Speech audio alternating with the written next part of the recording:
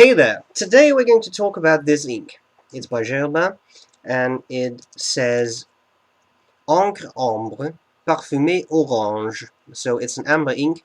Unfortunately, in the writing sample, I keep calling it orange or orange. So apparently the name of the ink is ambre, so it's more of an amber. Sorry about that. Parfumé orange, with a picture of an orange. It's not necessarily an annoying orange, but it's still an orange. And this ink has a smell. It's scented, a scented ink. And in all honesty,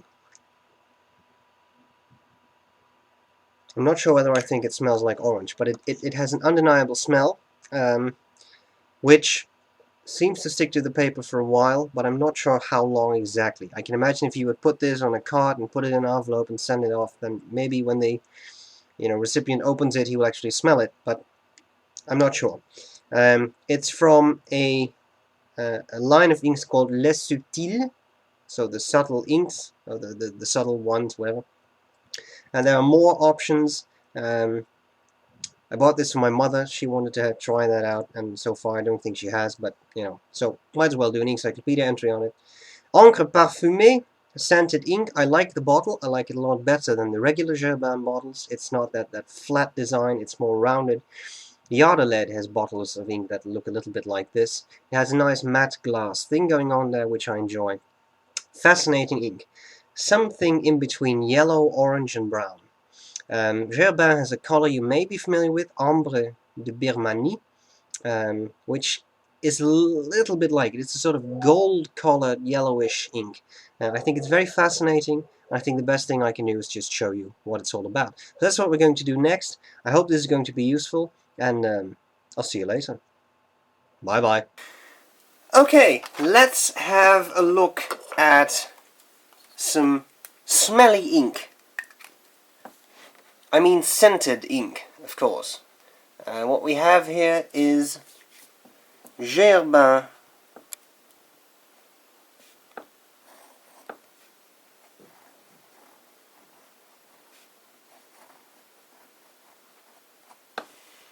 Orange.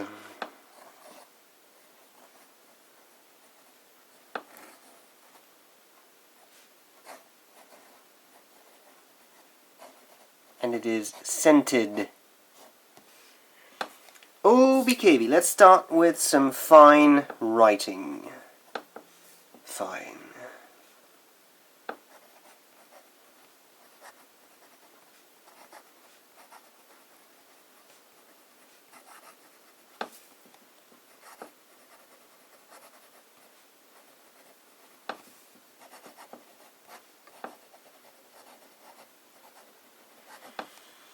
Well, I can tell you, I'm actually smelling the ink. And I'm about, 10 inches away from the paper. That definitely is a smell. It's interesting. Something else that's interesting that I noticed is that the ink is fairly light. I actually have some trouble reading it at some bits. So I was using a flex nib, just not flexed. So maybe it's not saturated enough. Here's a medium nib. Let's see what that does. Because this ink is really as new to me as it probably is to most of you. I have not used this, so I really have to watch and see how things progress.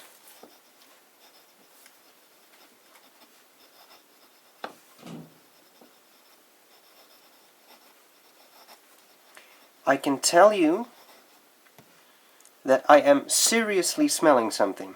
So even at this distance from the paper, I'm smelling something. I was just sniffing my nib. Yeah, there definitely is a smell coming off of that. Now I'm going to do a really wet pen, so I'm interested in how much I'll smell of this.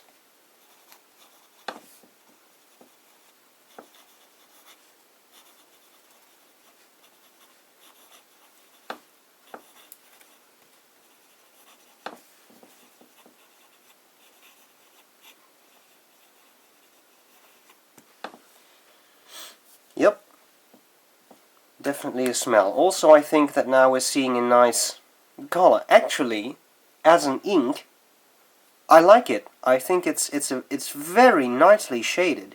I would almost say this leans towards a patchy sunset. Maybe not as extremely shaded as that ink, but it's not much worse, actually. Let's have a look at an Italic nib.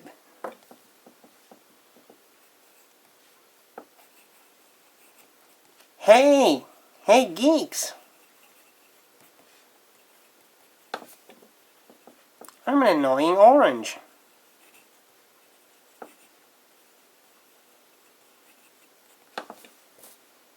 That only makes sense if you are familiar with the phenomenon of the annoying orange. Okay, so again, quite nice shading. I want to see a test with a really big nib. So we have 1, 2, and 3 passes to be had. 1, still 1, still 1, soon to be 2 and 3 passes. I'll come back to those, but for now, I'm not sure whether this is the color I associate with oranges, like the fruit. I think it's a bit too light for that. But maybe that's because all of our oranges are chemically enhanced and they put wax on there. Maybe this is what a true orange would look like. In any case, I think it's interesting. Let's just leave these to dry and do a bit of writing. A bit of writing with a flex nib.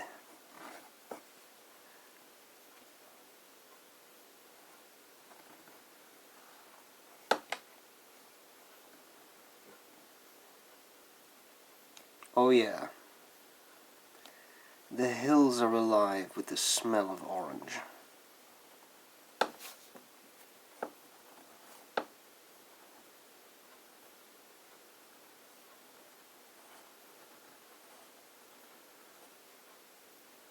Yeah, there is undeniably a peculiar smell here right now. I'm not sure whether I'd call it orange, but it's definitely smelling of something.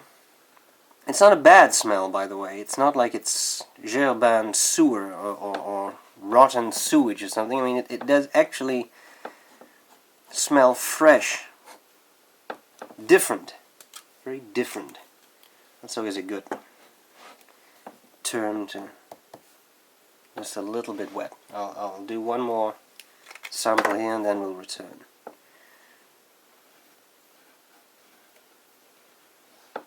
Try and get some more pressure on the pen here.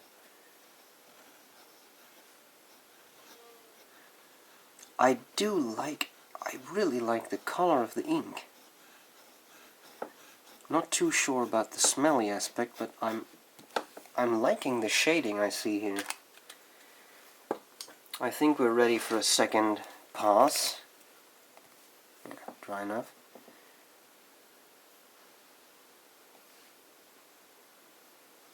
And I'll come back to a third pass for a third pass later. But now we want to see this in a broad nib.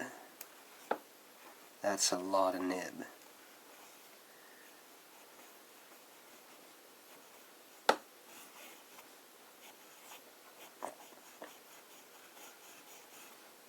Ah, the smell is getting overpowering here.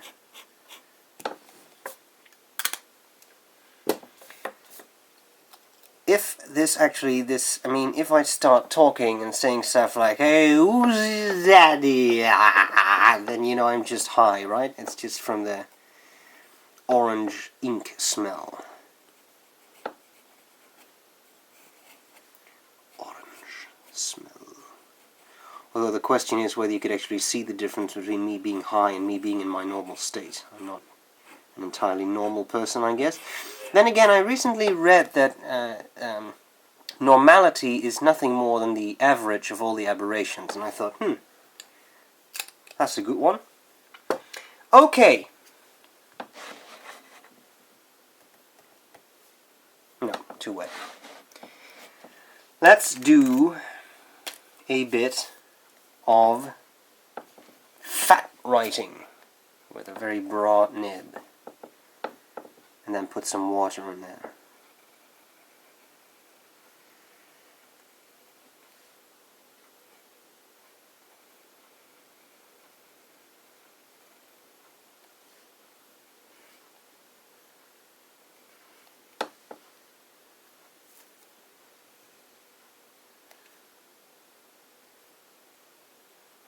E for Eric. Sadly missed. I'll leave that to dry. Do a bit of writing with a medium nib, and then we'll see how that holds up to water.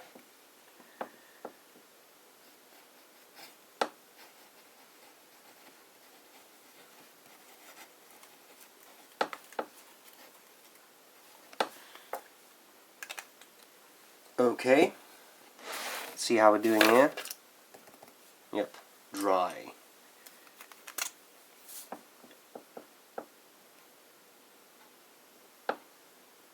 Third and final pass. Okay, so what have we got? Just a short recap. I think we get a very nicely shaded ink. I'm not sure whether it's orange. I'd say it's more of a dark, saturated yellowish orange, maybe even brownish. I mean, this looks more brown than orange to me. For some reason, I think this is a little sepia. You know, those old pictures, you know, photographs, for some reason this color evokes a feeling of that when I see that. I mean, beautiful shading, looks very well. I like the color, although for me, if this would have been a true orange, like the fruit orange, it should have been more intense. I think it's a little tame now. Nothing wrong with that, because I think it's nice, but still. Okay, so just one pass with a very broad nib, or a very wide nib, I should probably say. And we get this nice, well, brownish, yellowish color. A second pass makes it much darker, and a third pass makes it a really dark, I'd almost say a brown color. That's interesting. Now I want to see how all of this is keeping up under water stress. Let's just grab a sheet of blotting paper to really make the last bits dry. It was pretty much dry, so I'm not really cheating, I guess. And then we take some water. Oh, I'm probably going to be bombarded with smell now. Things I do for you. Oh yeah, oh that's awesome. Oh, it's a lot of smell right now.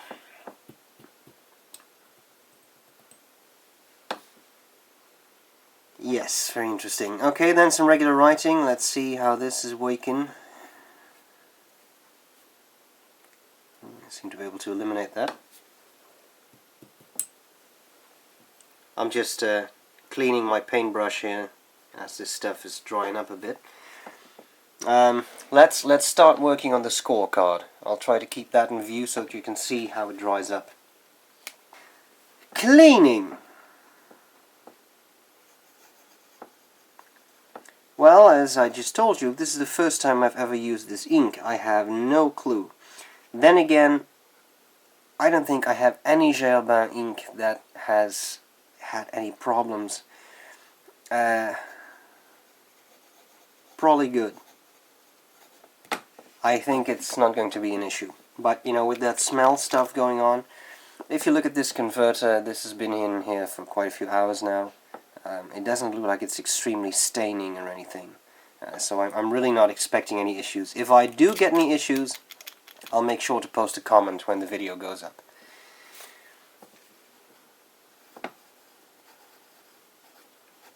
Is it blue through? I don't know yet. I have to check that later. Color. How on earth do I describe this? Yellow, brownish. I guess that's it. Shading. Well, whether it's orange or not, shading is very good. I cannot deny that. There's a lot of shading going on there. Flow. Well, the flow, I'd say, is very good. I had no startup issues. I'd say excellent. I haven't even experienced any hard starts. The feathering. Oh, the feathering. My favorite aspect of the ink must be the feathering. You know that guy in Indiana Jones, who that Nazi officer with a sort of pig-like face and the glasses? That guy, for some reason, I think he's one of the best cast actors ever. And he always, when I start doing this strange, completely random German accent, I always have to think of him. Okay, feathering, well, we'll have to come back to that. Drying time.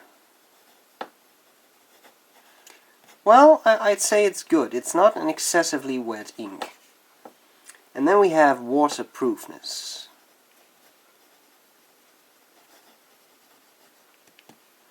Well,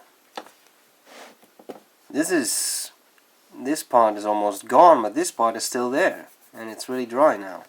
And this part is gone, so I would say okay, but it's not an ink. It's definitely not waterproof, but it's not marketed as waterproof either. So it's probably not going to be much good in that regard. But still, let's have a first look at bleed through here. I don't really see any apart from this bit, but that was 3 passes with a 6mm nib, so you know that's not that strange. This all looks pretty good. Nice. Now we have to move on to some cheap copier paper. Copier paper.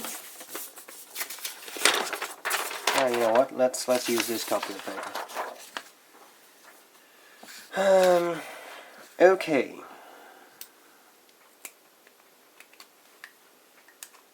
Okay, here we go.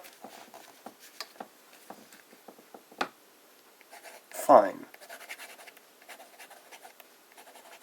Yeah, with no pressure, this ink doesn't really work. You see, it's still very light. You really need some pressure. So in a fine nib, I'm not sure. I'm not sure about that. Medium nib.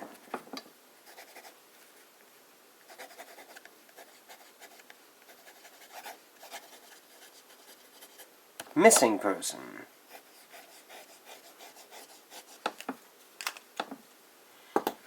Broad.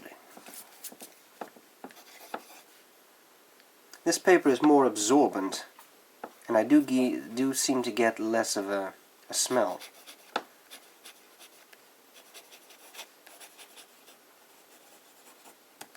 What kind of an R is that? Well, you know what I mean. Italic.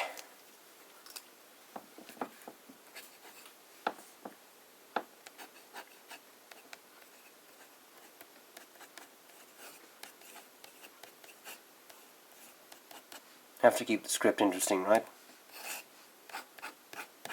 Oh yeah, I'm getting that smell again. There we go. I was waiting for that to happen. Then a bit of flex.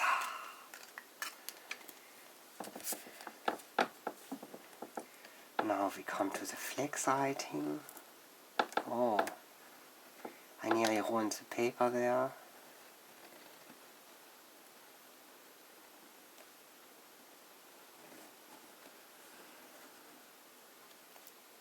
Railroading. Flex.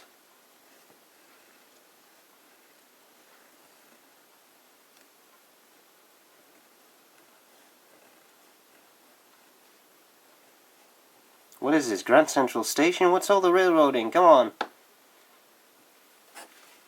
Writing. Well, it's a lot of ink.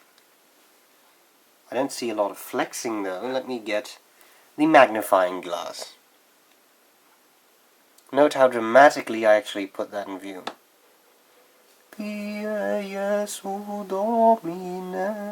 There we go.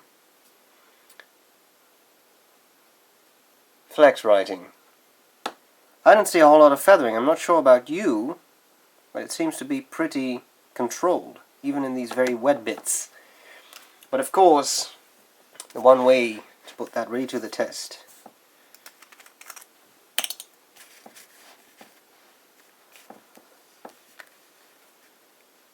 is to get a really broad nib.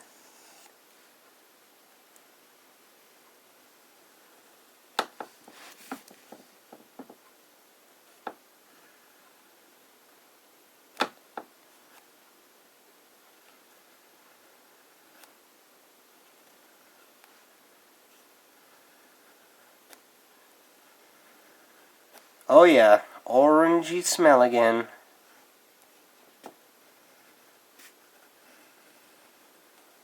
It's a very, very orangey smell here right now.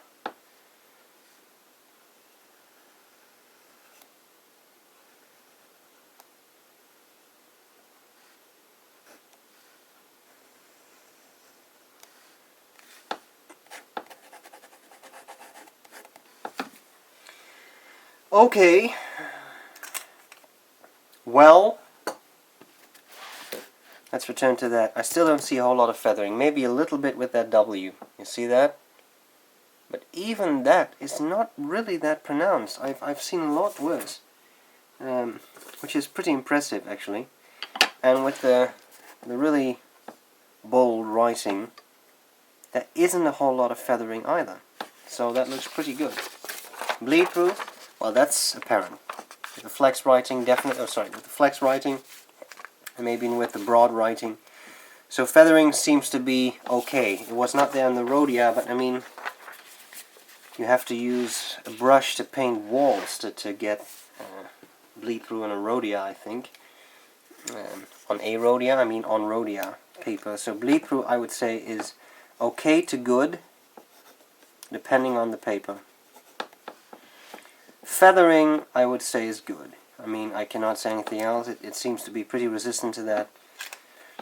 So, there you have it. The Inkcyclopedia entry for Herbin Orange. I hope this was useful, and I'll see you later. Bye bye.